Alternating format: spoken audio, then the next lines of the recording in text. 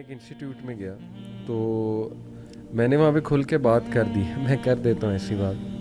میں نے بچوں سے کہا کہ بیٹا ایک ہوتا ہے کہ لوگ نیچرلی اس بیک گراؤنڈ سے آ رہے ہیں کہ وہ شروع سے خاص لباس پہنتے آ رہے ہیں. آئی ڈونٹ بلیم دیم, انشاءاللہ انہیں ہم سمجھائیں گے, اللہ نے چاہا سمجھ جائیں گے. لیکن تم لوگ جس بیک گراؤنڈ سے آ رہے ہو مجھے پتہ ہے, ہر یونیورسٹی کی ایک ٹائپ ہوتی ہے, وہ اس کی آڈینس مجھے پتہ تھی.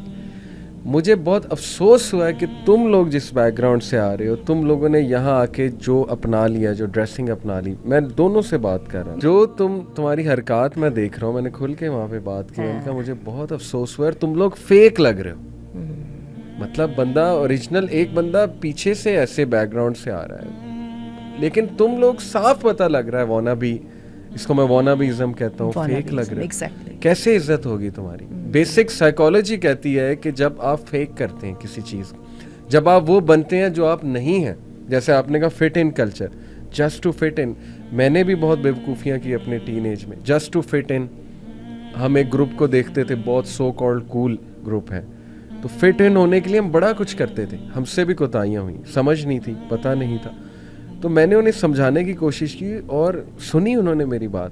اگر وہی بات ہے سنسیریٹی سے بات کی جائے تو یہ کلچر بات ہے, آپ نے ریئل جو ریزن تھی اس پہ انگلی لگائی تھی, یہ بھی ہے, اس کو وہ ڈینائی نہیں کر سکتے کہ آئی نو یور بیک گراؤنڈ, مجھے پتا ہے تم لوگ. اور آپ نے کہا کہ وہ جو تمہاری جو ہے نا وہ ڈسکرپنسی بولوں گی میں, اس کو سمجھ رہا ہوں, اس کو کیسے برج کرو گے؟ ایگزیکٹلی. تو ان کے پاس اس بات کا واقعی جواب نہیں تھا. اس بات کا واقعی جواب نہیں. اور پھر کوگنیٹیو ڈسوننس لوگوں کی پیدا ہوتی ہے بہت زیادہ. کئی لوگ آتے ہیں وہ اندر سے بہت افسردہ ہوتے ہیں, ان کا ایک تذبذب کا شکار ہوتے ہیں. وجہ کیا ہے کہ فیملی کنزرویٹو ہے. یونیورسٹی میں آ کے ٹوٹلی ایک کھلا ماحول دیکھا ہے. میں نے خود اپنے یونیورسٹی ٹائم میں لڑکوں کو نمازیں چھوڑتے دیکھا, دونوں کو میں کہوں گا, دونوں کو میں بتا رہا ہوں.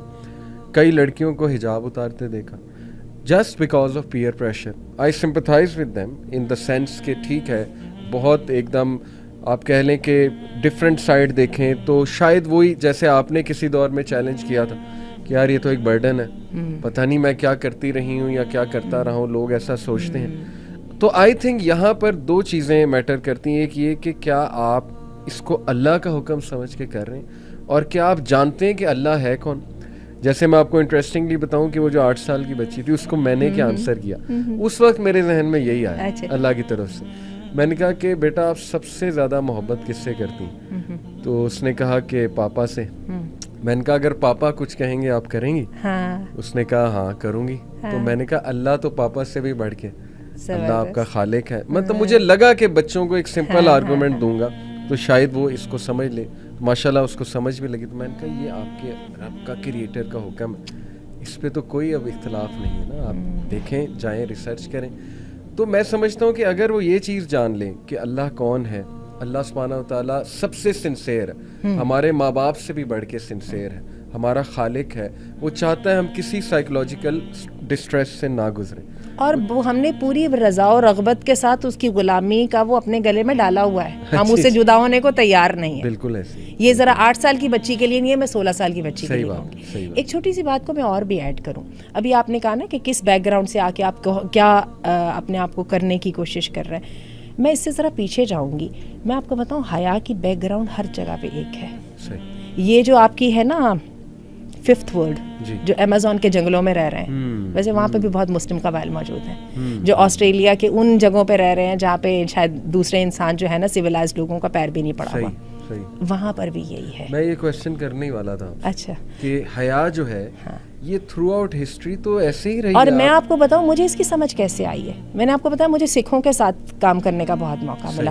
ان لوگوں نے کیسے ایک دم اڈاپٹ کر لیا, انہوں نے کیسے میری اس کو چینج کر لیا. انہوں نے تو ایز بزنس نارم چینج کیا تھا نا, جو آپ کی بزنس ایتھکس ہے اس کے مطابق اپنے کولیگ کو سپیس دینی ہے, تو انہوں نے مجھے کیسے ایکسیپٹ کر لیا, اور وہ کیسے اتنی جلدی اڈاپٹ کر لیا انہوں نے میری اس تھنکنگ کے ساتھ, میرا ڈفرینٹ وے کے ساتھ. منٹوں میں کر لیا, کوئی زیادہ ٹائم ہی نہیں لگا, اور اپریشیٹ بھی کیا.